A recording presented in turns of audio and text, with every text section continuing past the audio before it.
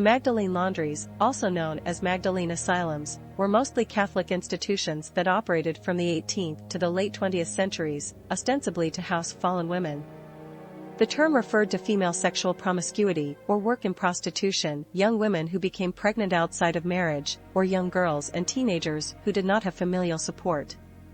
They were required to work without pay, apart from meager food provisions, while the institutions operated large commercial laundries, serving customers outside their bases.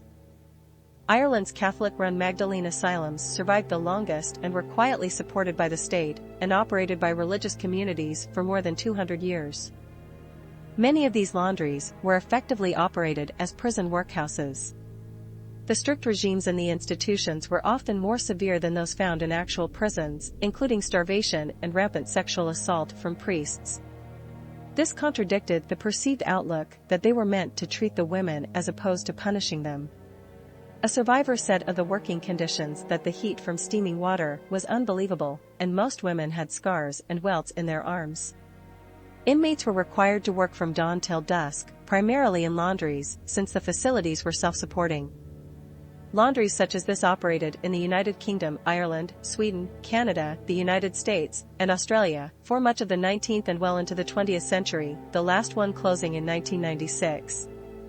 The institutions were named after the biblical figure Mary Magdalene, in earlier centuries characterized as a reformed prostitute. By the end of the 19th century, Magdalene laundries were filled with many different kinds of women, including girls who were not prostitutes at all, but either seduced women or women who had yet to engage in sexual activity. The institutions had little impact on prostitution over the period, and yet they were continuing to multiply and expand, primarily due to their self-supporting free labor and generated income. Since the subjected women were not paid, they were used as a ready source of free labor for the booming laundry businesses. Additionally, the state of Ireland and its government were heavily intertwined with religion and the laundries. As the motivations started to shift from a need to maintain social and moral order, within the bounds of patriarchal structure, to profiting from a free workforce, Magdalene laundries became a part of a large structure of suppression. With the multiplication of these institutions and the subsequent and dramatic rise in the number of beds available, the need to staff the laundries became increasingly urgent. This urgency resulted in a new definition of fallen women, to include any who appeared to challenge traditional notions of Irish morality. This new definition resulted in even more suffering, especially among those increasing numbers who were not prostitutes, but unmarried mothers, forced to give up their babies, as well as their lives. Some argue that women were branded as both a mother and a criminal if they happened to have a child out of wedlock, basically any reason to incarcerate them. The choices the women at the time had were very limited, as well as their education. They had no social welfare system, therefore, many resorted to prostitution or entered these mother and child homes, also known as Magdalene laundries. Comparatively, more is known about laundries in the 20th century due to detailed interviews with women who spent time in these institutions. In this later phase, the laundries lost their association with sex out of wedlock. Instead, women entered via the criminal justice system, reformatory schools, health and social services sector, or self-admittance. In the beginning of these asylums' existence, because many of the women had a background as prostitutes, the women were regarded as in need of penitence, and until the 1970s were required to address all staff members as mother, regardless of age. To enforce order and maintain a monastic atmosphere, the inmates were required to observe strict silence for much of the day, even if some had urgent medical emergencies. As the phenomenon became more widespread, exacerbated by financial motivations, the laundry's staff extended beyond prostitution to petty criminals, orphans, abused underage girls, and even mentally disabled women. Even young girls who were considered too promiscuous and flirtatious, or too beautiful, were sent to an asylum by their families. This paralleled the practice in state-run lunatic asylums in Britain and Ireland in the same period, where many people with alleged social dysfunction were committed to asylums without psychological evaluations. Without a family member on the outside who could vouch for them, many incarcerated individuals stayed in the asylums for the rest of their lives, many bullied or guilted into taking religious vows. Given Ireland's historically conservative sexual values, Magdalene asylums were a generally accepted social institution until well into the second half of the 20th century. They disappeared with changes in sexual mores, but mostly due to when they ceased to be profitable. Possibly the advent of the washing machine has been as instrumental in closing these laundries as have changing attitudes. In Dublin in 1993, the Catholic order, Sisters of Our Lady of Charity, had lost money in share dealings on the stock market. To cover their losses, they sold part of the land in their convent to a property developer, which led to the discovery of 133 unmarked graves.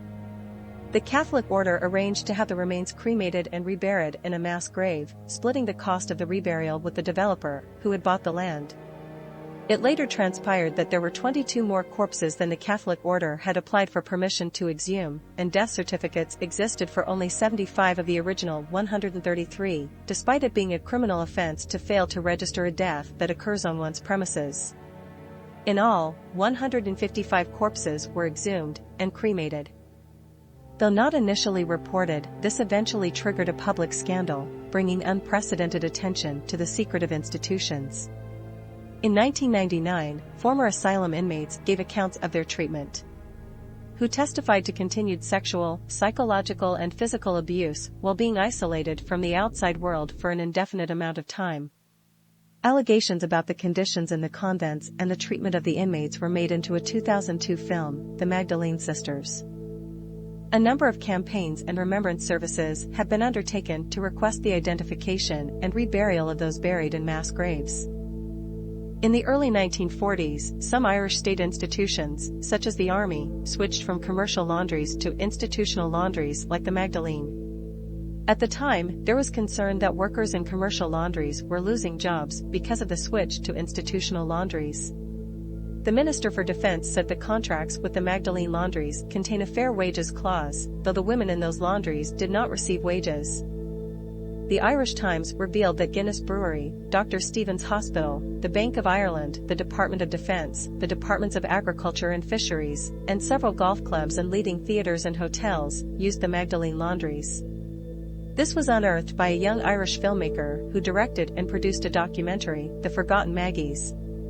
It is the only Irish-made documentary on the subject and was launched at 2009. The documentary's website notes that a group called Magdalene Survivors Together was set up after the release of the documentary, because so many Magdalene women came forward after its airing. The women who appeared in the documentary were the first Magdalene women to meet with Irish government officials.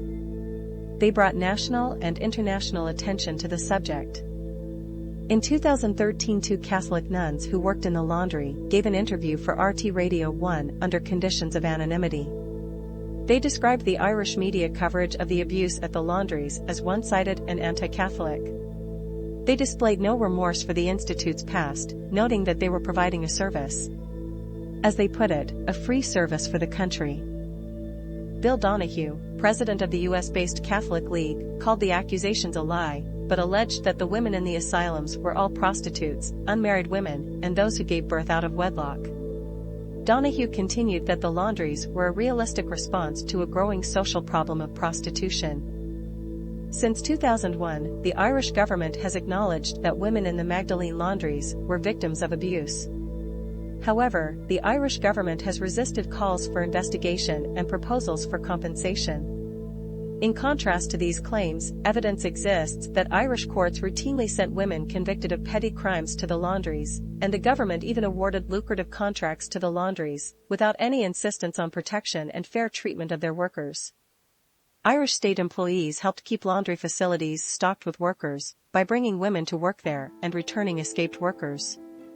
The government maintains the laundries were privately run and abuses at the laundries were outside its responsibility. The religious institutes responsible for the laundries have refused demands from the Irish government, the UN Committee on the Rights of the Child and the UN Committee Against Torture to contribute to the compensation fund for surviving victims. An estimated 600 of whom were still alive in March 2014.